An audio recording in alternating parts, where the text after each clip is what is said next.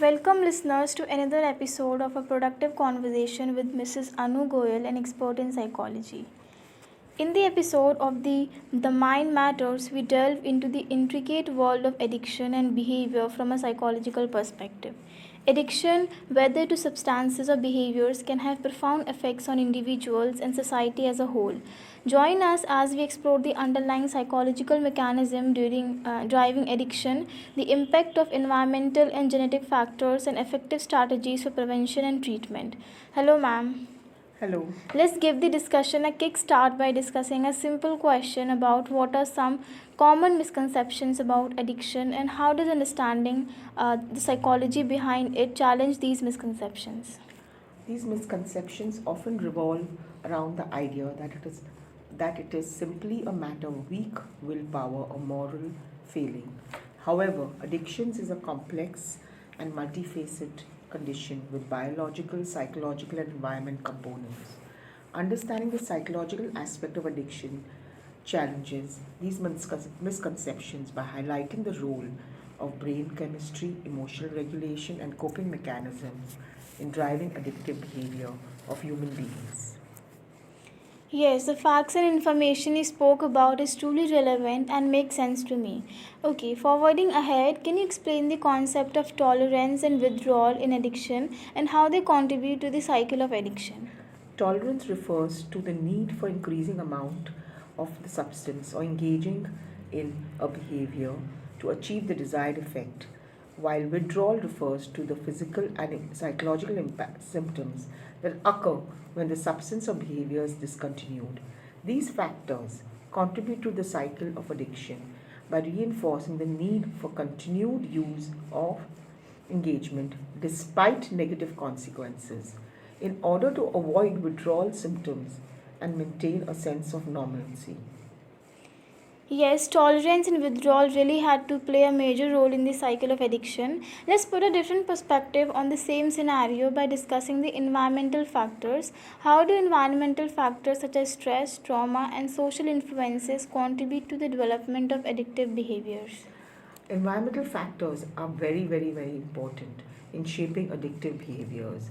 Stress, trauma, and social influences can all contribute to the development of addiction by influencing coping mechanism, emotional regulation, and social supports network. For example, individuals may turn to substances or behaviors as a way to cope with stress or trauma, or they may be influenced by peer pressure or societal norms that promote substance abuse. Indeed, we have heard of the term cravings. What does the term cravings has to do with the cycle of addiction and recovery? Thus, what are the psychological principles behind cravings and what strategies can individuals use to manage and cope with the cravings? Cravings are intense urges or desires to engage in addictive behaviors, often triggered by environmental cues, emotional states, or memories associated with past ones, or the past use of the substance. These cravings can be difficult to resist and may contribute to relapse during recovery.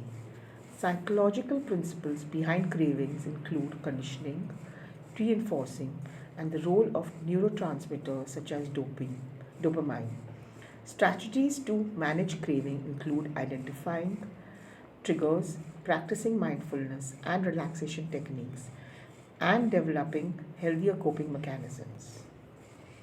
That is really informative. Since genetic predispositions have to do a lot with ourselves, are there genetic predispositions to addiction? And if so, how do genes interact with environmental factors to influence addictive behaviors? Yes, there is evidence to suggest that genetic factors play a role in the development of addictions. Certain genetic variations can increase susceptibility to addictions by influencing factors such as impulsivity, reward sensitivity, and tolerance.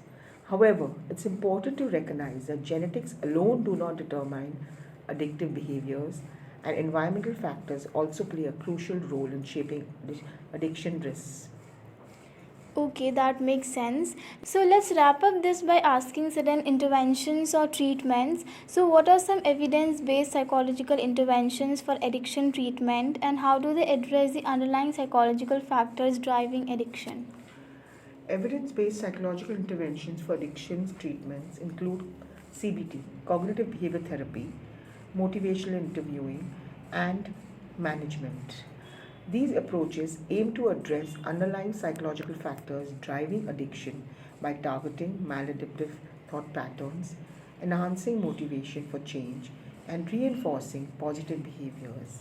Additionally, holistic approaches that incorporate mindfulness, stress management, and relapse prevention strategies can provide comprehensive support for individuals to recover. Along with that, it's important you take help professionally from a psychiatrist as well as a psychologist for long term treatment and take and get okay as soon as possible. I hope the answers shared by ma'am provide a comprehensive exploration of addiction from a psychological lens, offering valuable insights and strategies for both individuals struggling with addiction and professionals working in the field of mental health and addiction treatment.